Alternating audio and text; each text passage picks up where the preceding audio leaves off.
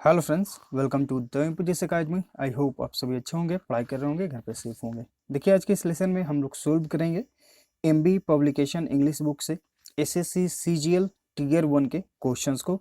ये है 2018 के क्वेश्चंस। ठीक, 2017 लिखा गया है, सेशन 2017 है, लेकिन जो एग्जाम कंडक्ट हुआ है वो हुआ है 2018 में। ठीक, सेट नंबर 23। अगर आप इसके प्रीवियस लेसन्स को देखना चाहते हैं तो हमारा YouTube channel the MPTC academy जिस पर आप अभी लेसन को देख रहे हैं, उसके प्लेलिस्ट सेक्शन में जाएंगे, वहां पे आपको मिलेगा एमबी बुक सॉल्यूशन 2018। तो आप उसमें जाकर प्रीवियस लेसन्स को देख सकते हैं। इसके अलावा हम लोगों ने एमबी बुक से 2016 के सारे क्वेश्चंस कंप्लीट कर लिए हैं। इसके अलावा फिर हम लोगों ने एमबी बुक सॉल्यूशन 2019 जो 2019 के सारे क्वेश्चंस हैं उसमें सोल्व कर लिए हैं। इसमें टोटल 44 सेट्स थे 2019 में, जिसमें 40 सेट्स कंप्लीट हैं, 4 लेसन्स रिमेनिंग है, जिसमें सीजीएल मेंस के क्वेश्चंस कराने बाकी हैं। ठीक, इसके अलावा हम लोग जो हैं और भी बहुत सारे लेसन्स को ऑलरेडी कर चुके हैं, जैसे कि एसएससी सीएचएसएल जो एग्जाम होने वाला है आपका 2021 में अप्रैल मंथ में, और एसएससी सीजीएल जो मई मंथ में होने वाला है। इसके लिए भी आपको एक सेपरेट प्लेलिस्ट दिया गया है, आप उसमें से जाकर लेसन्स को देख सकते हैं। उसमें और भी आपको न्यू लेसन्स दिए जाएंगे, प्रोवाइड किए जाएंगे। तो लेसन्स को आराम से देखते रहिए, कंप्लीट देखिए। अगर कहीं पर कुछ समझ में आए तो जरूर कमेंट कर दीजिएगा। ठीक, अगर आपके पास ये बुक जो है अगर आपके पास नहीं है तो हमारा टेलीग्राम चैनल है द एमपीटीसी अकेडमी। अगर आपको इसका पीडीएफ चाहिए तो आप वहां से आकर डाउनलोड कर सकते हैं। हम लेसन अपलोड करने के बाद वहां पर इसका पीडीएफ जो है शेयर कर देते हैं। ठीक, तो चलिए फिर शुरू करते हैं सेट नंबर 23 से। Question number first and second के लिए डायरेक्शन है कि आपको एक सेंटेंस दिया गया, इसके 4 पार्ट्स हैं और इसे जो है आपको एक पार्ट में एरर हो सकता है, वही आपको अपने आंसर के रूप में ऑप्ट करना है। अगर आपको लगता है कि कोई भी इंप्रूवमेंट की जरूरत नहीं है, मतलब कोई एरर नहीं है उस सेंटेंस में, तो हम जाएंगे नो एरर ऑप्शन के साथ। ठीक, क्वेश्चन नंबर पहला, the Tata groups owns many industries that are spread across the globe. ठीक, यहां पर हम चूंकि देख रहे हैं 2 सेंटेंस है हमारे पास, the Tata group owns many industries, उसके बाद है that are spread across the globe. ठीक, तो यहां पर देखिए एक चीज हम ये समझेंगे, ये जो आपका नाउन है इसे दर्शाने के लिए यहां पर दैट का यूज हो रहा है। ठीक, तो जहां पर आप देखें कि 2 सेंटेंस या 2 वर्ब को जोड़ने के लिए कोई कंजंक्शन या फिर रिलेटिव प्रोनाउन का यूज हो, तो वहां पे आप व्हिच का यूज करें।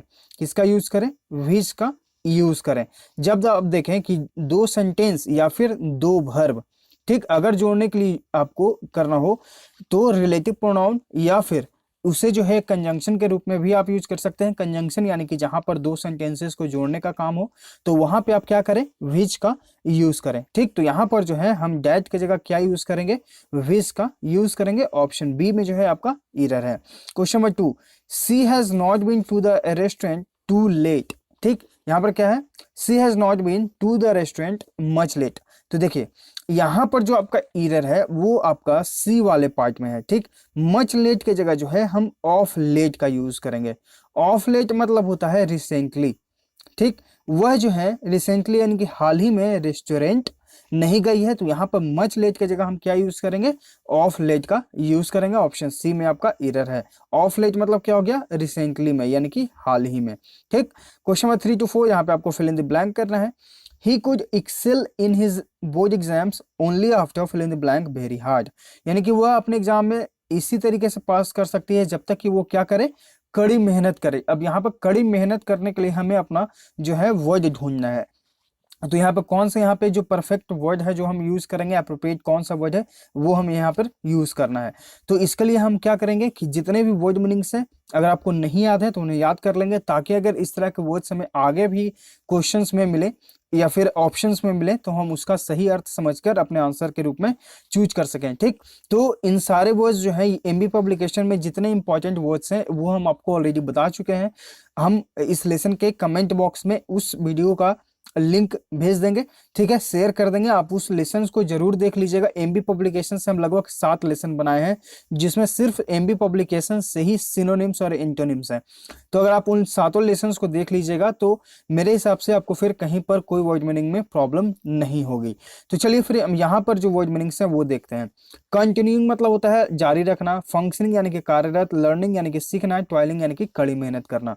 तो आपका ऑप्शन डी जो है यहाँ पे राइट आंसर हो जाएगा। जब तक कि वो कड़ी मेहनत नहीं करेगी एग्जाम में पास नहीं कर सकती है। आते हैं question number 4, he fill in the blank his camera on the table. अब यहाँ पर देखते हैं ऑप्शंस। लेड ये आपका वर्ब टू है यानी कि पास्ट में, यानी कि इसका मतलब हो गया रखना। ठीक, लेन जो आपका ऑप्शन बी है इसका मतलब होता है झूठ बोलना। ऑप्शन डी आपका है लाई यानी कि झूठ बोलना, ये प्रेजेंट है। और ले मतलब क्या होता है, रखना, ये प्रेजेंट को शो कर रहा है। तो हम यहाँ पर जाएंगे ऑप्शन ए को। ठीक, he laid his camera on the table, यानी कि उसने अपने कैमरा को टेबल पर रखा। या फिर अगर हम ऑप्शन सी को रखते हैं ले, तो यहाँ पर चूंकि अगर हम प्रेजेंट में अगर इस चीज को बनाएंगे, ठीक, क्योंकि ले जो है एक प्रेजेंट को शो कर रहा है, तो अगर हम यहाँ पर ले को यूज करेंगे तो ये गलत हो जाएगा, क्योंकि हमारा सब्जेक्ट जो है ये वो है ही। तो ही के साथ हम लोग क्या सीखे हैं, जब हम लोग टेंस सीख रहे थे, कि वहां पर जो है हम वर्ब के फिफ्थ फॉर्म को यानी कि एस या ईएस को यूज करेंगे। तो यहाँ पर ये ऑप्शन, इसलिए सी जो है एलिमिनेट हो जाएगा। ऑप्शन ए आपका यहाँ पर राइट आंसर है। क्वेश्चन नंबर 5 to 6, यहाँ पे आपको सिनोनिम एंटोनिम बताना है, यानी कि सिमिलर वर्ड, पर्यायवाची शब्द। मोनोटोनस का इसका मतलब होता है नीरस। क्या होता है, नीरस, फीका। ऑप्शंस देखते हैं। डल यानी कि नीरस, फीका, सुस्त। राइट आंसर आपका ऑप्शन ए है। टिमिड यानी कि डरपोक। अनफ्रेंडली यानी कि अमित्र, यानी कि जो आपका मित्र न हो। लस्टी यानी कि कामुकता। क्वेश्चन नंबर 6, इल्यूसिव मतलब होता है भ्रामक। क्या होता है, भ्रामक, मायावी। ठीक, ऑप्शंस देखते हैं। बैफलिंग यानी कि रहस्यमयी, मायावी। तो राइट आंसर आपका ऑप्शन ए है। इंटाइसिंग मतलब हो गया मोहक। डायरेक्टिंग मतलब क्या हो गया, संचालन करना। और सूथिंग मतलब कि शांत, सुखदायक। क्वेश्चन नंबर 7 to 8, यहाँ पे आपको अपोजिट बताना है, यानी कि एंटोनिम यानी कि विपरीत शब्द।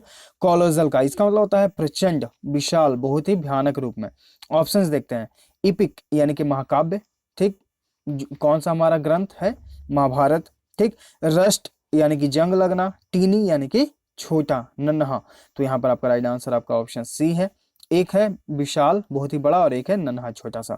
और वास्ट मतलब क्या हो गया, विशाल या फिर व्यापक। तो ये देखिए इसका सिनोनिम है, चूंकि हमें बताना है एंटोनिम, इसलिए ऑप्शन सी यहाँ पे आपका राइट आंसर है। क्वेश्चन नंबर 8, ऑप्रोब्रियम मतलब क्या होता है, इसका मतलब होता है अपमान करना किसी का। ठीक, ऑप्शन देखते हैं। एडुलेशन यानी कि किसी की प्रशंसा करके मतलब चापलूसी करना। ठीक, ऑप्शन है आपका यहाँ पर राइट आंसर है। बाकी ऑप्शन है इग्नोमिनी यानी कि बदनामी, तो ये तो सिनोनिम हो गया, देख लीजिए। मिस्टिकल यानी कि रहस्यमय। और प्रिक्लूड मतलब होता है किसी को रोकना कुछ करने से। क्वेश्चन 9 to 10, यहाँ पे आपको आइडम फ्रेज का अर्थ बताना है। ऑल एगॉग मतलब क्या होता है, इसका मतलब होता है अचंभित कर देना। ठीक, ऑप्शन देखते हैं। अवॉइड यानी कि टालना। कंटेनमेंट यानी कि संतुष्टि। अमेज्ड यानी कि अचंभित कर देना। तो राइट आंसर आपका ऑप्शन सी है। अनसिस्टमेटिकली यानी कि अक्रमता, यानी कि जो सही तरीके से काम ना हो। Question number 10, not two means matters, इसका मतलब क्या होता है, इसका मतलब होता है कि moderate one's language to be polite और अवॉइड गिविंग ऑफेंसेस, यानी कि आप जो है अपनी भाषा को थोड़ा पोलाइटली, बहुत ही शांत तरीके से बोलते हैं, ताकि कोई किसी को भी ऑफेंस ना हो, किसी को बुरा ना लगे। ठीक, तो यहाँ पर जो आपका राइट आंसर है वो है आपका option D, to speak out politely. आते हैं क्वेश्चन नंबर 11 to 12, यहाँ पे आपको जो है इंप्रूव करना है। अगर ब्रैकेट वाले सेक्शन में इंप्रूवमेंट की जरूरत है तो, नहीं तो फिर नो इंप्रूवमेंट ऑप्शन के साथ जाएंगे। The doctor has advise him to take proper diet. अगर आप प्रीवियस लेसन्स को देख रहे हैं तो आपको एडवाइस, ये एडवाइस और ये एडवाइस में हम आपको अंतर बताए थे। ठीक, ये जो सीई वाला एडवाइस होता है ये आपका नाउन यूज होता है, नाउन के रूप में। और ये जो एसई वाला यूज होता है ये आपका वर्ब के रूप में यूज होता है। तो यहाँ पर देखिए एडवाइस है, ये नाउन है। हमें चूंकि यहाँ पर देख रहे हैं कि एक हेल्पिंग वर्ब, उसके बाद मेन वर्ब आएगा, तो ये तो एडवाइस आपका गलत ही है। ठीक, अब यहाँ पर हम ऑप्शंस को देखेंगे तो has advised, had been advised, was advised, ये देखिए आपका सारा जो है ये दोनों ऑप्शन ये आपका वॉइस में चेंज है। हम जाएंगे ऑप्शन ए के साथ। The doctor has advised him to take proper diet, यानी कि उसने डॉक्टर ने उसे क्या सलाह दी है कि आप प्रॉपर डाइट लें। ठीक, तो ये आपका प्रेजेंट परफेक्ट में है, सब्जेक्ट प्लस हैज या है प्लस वर्ब का थर्ड फॉर्म। आते हैं क्वेश्चन नंबर 12 पे। Being a pleasant evening we went out for a long drive on a highway. तो यहाँ पर देखिए ऐसे सेंटेंसेस में जो है अगर आप देखें कि एक पार्ट आपका ये है कॉमा के पहले वाला पार्ट, और एक पार्ट आपका ये है, क्योंकि हम यहाँ पर अगर इसे पढ़ेंगे तो we went out for a long drive on a highway. ठीक, ये आपका एक पार्ट हो गया, यानी कि हम लोग जो है जाएंगे ड्राइव पे और एक अपना काम करेंगे लॉन्ग ड्राइव। ठीक, मतलब कि जाएंगे और अपना लॉन्ग ड्राइव वहां पे अपना गाड़ी चलाएंगे, जो भी आपका काम है। इसके पहले अगर हम इस पार्ट को देखेंगे तो बीइंग अ प्लीजेंट इवनिंग, यानी कि ये अलग काम है और ये अलग काम है। ठीक, यानी कि जहां पर दो अलग कामों का बोध हो तो वहां पर हम उन्हें उनके दो सेपरेट सब्जेक्ट को हम चुनेंगे, यानी कि दोनों के प्रॉपर सब्जेक्ट को वहां पर फिट करेंगे। तो यहाँ पर चूंकि हम देख रहे हैं कि वी का यूज हो गया है, लेकिन यहाँ पर कोई भी पार्टिसिपल के पहले कोई भी जो है वर्ब का यूज नहीं किया गया है।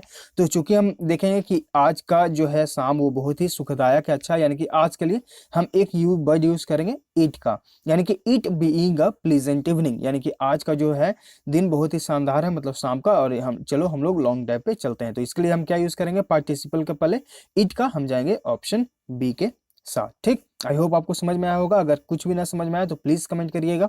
क्वेश्चन नंबर 13 टू 14, अगर आप प्रीवियस लेसन्स को भी देख रहे हैं, अगर वहां पर भी आपको कुछ समझ में नहीं है या फिर कहीं पर कोई कंफ्यूजन हो तो आप जरूर कमेंट करिएगा।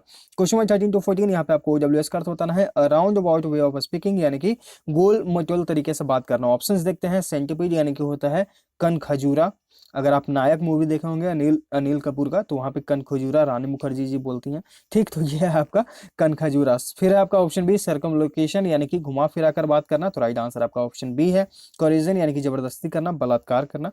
और कॉन्सेंट्रिक मतलब होता है गाढ़ा या फिर केंद्रित। ठीक, क्वेश्चन नंबर 14 पे आते हैं। एन ओल्ड अनमैरिड वुमेन यानी कि एक ऐसी महिला जिनकी शादी नहीं हुई। ऑप्शंस देखते हैं। मैसोचिस्ट मतलब क्या होता है, इसे मैसेकिस्ट इसे पढ़ेंगे। ठीक, मैसोकिस्ट इसका मतलब क्या होता है, इसका मतलब होता है पीड़ा सुख भोगी, यानी कि जो पीड़ा को सुख के समान लेता है, यानी कि उसका भोग करता है पीड़ा का। ठीक, जिसे दुख पसंद हो। उसके बाद है सेप्टेगरिन, इसका मतलब होता है 70 वर्ष का। स्नाइपर यानी कि निशानेबाज। स्पिंस्टर यानी कि कुंवारी महिला। तो ऑप्शन डी आपका यहाँ पर राइट आंसर हो जाएगा। क्वेश्चन 15 टू 16, यहाँ पे आपको इनकरेक्ट स्पेल्ड को अपने आंसर के रूप में चूज करना है।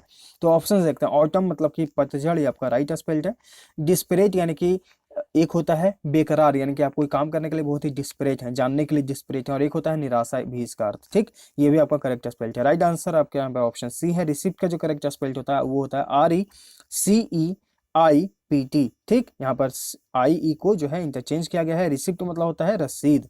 ठीक, जैसे कि आप कोई कपड़ा लेते हैं तो वहाँ पर रिसिप्ट आपको मिलता है। ठीक, या और भी चीजें। ट्रैफिक मतलब क्या हो गया, यातायात। आते हैं क्वेश्चन 16 पे। यहाँ पे आपको सेंचुरी है। सेंचुरी मतलब हो गया शतक। फाइनेंस यानी कि बीत। रिमेंबर यानी कि याद करना। स्पॉन्सर, देखिए यहाँ पर जो है आपके बुक में आंसर दिया गया है ऑप्शन डी स्पॉन्सर, लेकिन ये जो स्पॉन्सर है यहाँ पर ये करेक्ट स्पेल्ट है। स्पॉन्सर मतलब होता है प्रयोजित करना, और एक स्पॉन्सर होता है SPONSOR। स्पॉन्सर ये हो गया आपका प्रयोजक। ठीक, तो आंसर बुक के हिसाब से ये दे रहा है, लेकिन ये भी करेक्ट स्पेल्ट है। स्पॉन्सर मतलब क्या, प्रयोजित करना, ये वर्ब के रूप में, और ये स्पॉन्सर आपका नाउन के रूप में। ठीक, तो यहाँ पर ये चारों वर्ड्स आप लोग याद कर लीजिएगा। क्वेश्चन 17 टू 18, यहाँ पे आपको सेंटेंस अरेंजमेंट करने होते हैं। इसके लिए हम लोगों ने क्या सीखा है, सबसे पहले चारों सेंटेंस पढ़ेंगे, उसके बाद एक थीम निकालेंगे, यानी कि अपना सब्जेक्ट निकालेंगे कि किस चीज पर बात हो रहा है, आखिर वो किस चीज का केंद्रित है, मतलब किस चीज पर केंद्रित है ये चारों सेंटेंसेस। अगर वो आपको समझ में आ जाएगा तो आप तुरंत जो है वहां पे अपना सेंटेंस को आगे जोड़ लेंगे। तो यहाँ पर आप पढ़ेंगे तो आपको सारा का सारा बात हो रहा होगा इन्वायरमेंट पे। ठीक, इन्वायरमेंट यानी कि पर्यावरण। तो यहाँ पर चूंकि हम देख रहे हैं कि हाउ एवर से शुरू हुआ, यहाँ पर एट, यानी कि देखिए एन एनवायरमेंट, ये आपका सब्जेक्ट बन जाएगा। तो इस के साथ हम सेंटेंस शुरू कर सकते हैं। तो ऑप्शंस को आप एलिमिनेट करिए, ऑप्शन सी के साथ जाइए। ज्यादा अगर आपको तुरंत अगर आपका आंसर मिल जाता है, अगर आप बढ़िया से प्रैक्टिस करके जाते हैं एग्जाम में, तुरंत आंसर मिल गया तो हम टाइम वेस्ट क्यों करेंगे, डायरेक्ट आंसर ऑप्ट करेंगे और आगे बढ़ेंगे। ठीक, क्वेश्चन नंबर 18 यहाँ पे आपको जो है ऑप्शन बी पे है, इसका आप प्रैक्टिस करिएगा। PDF तो हम टेलीग्राम चैनल पर शेयर कर देंगे। ठीक, आप वहां पर जाकर जरूर इसे प्रैक्टिस करिएगा। और एक चीज और, कि जब भी आप प्रैक्टिस करें तो इनमें जो कुछ इंपॉर्टेंट वर्ड मीनिंग्स जो भी आपको याद ना हो या आपको लगता है कि इंपॉर्टेंट है, तो एक कॉपी में जरूर नोट कर लीजिएगा। ठीक, प्रीवियसली जो है बहुत सारे स्टूडेंट्स जो हैं हमारे साथ जो जुड़े हुए थे, उनमें से कुछ मेरे फ्रेंड्स भी थे। ठीक है, और कुछ और भी जो स्टूडेंट्स जो हमारे साथ जुड़े हुए हैं, तो उनका जो है परफॉर्मेंस बेहतर रहा था। CGL जो PT एग्जाम हुआ है मार्च या अप्रैल मंथ में शायद, और जो अक्टूबर नवंबर में आपका CHSL का एग्जाम भी कंडक्ट हुआ था, तो इनमें भी लगभग सबका जो है 20 के आसपास में ही इंग्लिश में सबने सही किया है।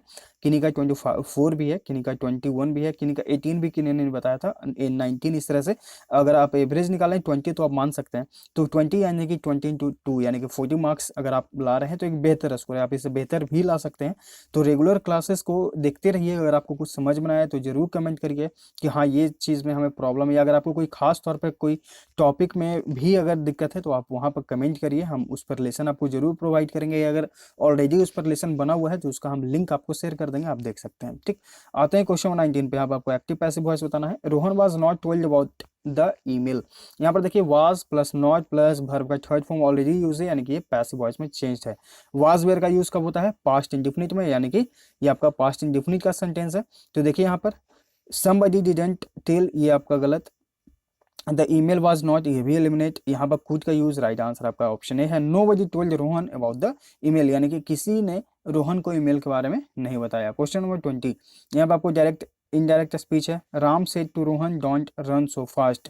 तो ऐसे सेंटेंसेस में हम लोगों ने क्या सीखा है कि आप अच्छे से अगर उसे पढ़ेंगे और देखेंगे तो आपको लगेगा कि कौन व्यक्ति उसे सलाह दे रहा है, ठीक, कौन व्यक्ति आपसे रिक्वेस्ट कर रहा है, ठीक, कौन व्यक्ति आपको डांट रहा है, कौन व्यक्ति आपको समझा रहा है, या कौन व्यक्ति आपसे रिक्वेस्ट कर रहा है, कौन आपसे पूछ रहा है, या फिर कोई आपको कुछ जनरली ऐसे ही बता रहा है।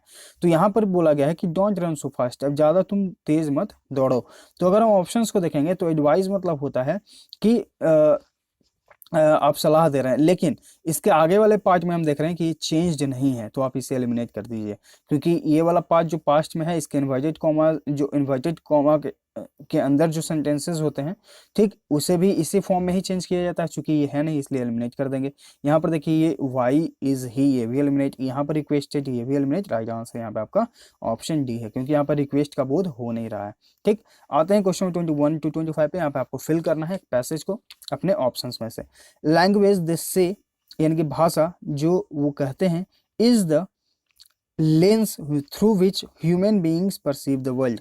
देखिए लैंग्वेज जिसे हम लोग लेंस के रूप में समझते हैं, जिससे दुनिया, हम लोग जो हैं, जो ह्यूमन हैं, जो हम मनुष्य हैं, वो दुनिया को एक भाषा के रूप में समझते हैं, यानी कि भाषा के थ्रू हम उसे समझते हैं पूरी दुनिया को। ठीक, तो यहाँ पर जो हम यूज करेंगे वो यूज करेंगे लेंस, यानी कि एक पारदर्शी चीज जिसके थ्रू हम लोग सारी चीजों को देखते हैं, समझते हैं। ठीक, इफ सो, यानी कि अगर ऐसा है, English is perhaps the most, उसके बाद आपका क्या आएगा, fill in the blank. English is the most distorting lens through which to see animals, यानी कि अंग्रेजी एक ऐसा भाषा है जिसके थ्रू हम लोग सारी दुनिया को देख सकते हैं, या फिर ये जो एनिमल्स यूज हुआ है इसको हम देख सकते हैं। ठीक, it has perpetuated a cross eyed view of words. यहाँ पर देखिए cross eye view of word, ये आपका आ गया आईपी। ठीक, तो अगर आपको इसका याद है तो आप कमेंट करके बताएंगे। ठीक, it has a perpetuated cross eyed view of words, beast, fish and fowl, यानी कि हम हर चीजों को इस तरीके से समझते हैं।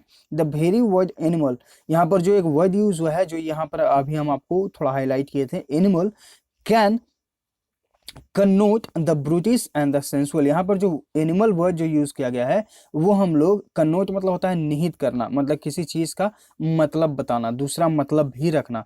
तो यहाँ पर जो एनिमल है ये दूसरा वर्ड का और भी मतलब निकल सकते हैं, जिसे हम ब्रूटिश या फिर सेंसुअल भी कर सकते हैं। ब्रूटिश या फिर सेंसुअल, सेंसुअल मतलब हो गया कामुकता। ठीक, एनिमल, उसके बाद आपका है कि इंस्टिंक्ट्स इम्प्लाई बेसनेस एंड वल्गैरिटी। यहाँ पर जो ये एनिमल यूज हुआ है किस सेंस में हो रहा है, आप आई होप आप समझ रहे होंगे कि एनिमल जो है उनके पास इंस्टिंक्ट, यानी कि उनके पास अंदर का सहज ज्ञान होता है, जिसके आधार पर वो सारी चीजों को समझते हैं कि वो सभ्य है या फिर असभ्य। वल्गैरिटी मतलब होता है असभ्यता, बेसनेस यानी कि आपका जमीर आपका क्या है। ठीक, तो ये एनिमल किसके लिए यूज हुआ है ये आपको समझना है। ठीक, तो यहाँ पर ये हो गया इंस्टिंक्ट यानी कि सहज ज्ञान। अब बाकी यहाँ पर अगर हम ऑप्शंस को देखें तो आपके लिए कुछ इंपॉर्टेंट है। डिस्टॉर्टिंग मतलब हो गया विकृत, जिसका कोई सही अर्थ ना हो।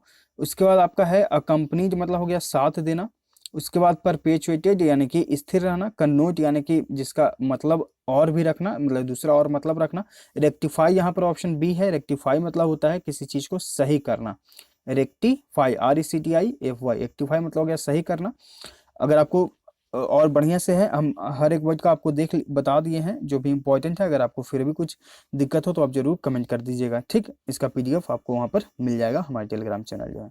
तो ये है सेट नंबर 23 का डिटेल में सॉल्यूशन SSC CGL Tier 1। ठीक, आई होप आपको हर एक क्वेश्चन अच्छे से समझ में आ गया होगा। तो समझाने का तरीका अच्छा लगा तो प्लीज लाइक करिए, लेसन्स को ज़्यादा से ज़्यादा अपने ग्रुप्स में शेयर करिए। ठीक, और अगर आपको PDF चाहिए तो टेलीग्राम चैनल का लिंक है डिस्क्रिप्शन बॉक्स में, आप वहां से आकर उसे डाउनलोड करके खुद से भी प्रैक्टिस कर सकते हैं। हम लोग मिलते हैं फिर आगे के लेसन्स में। Thank you.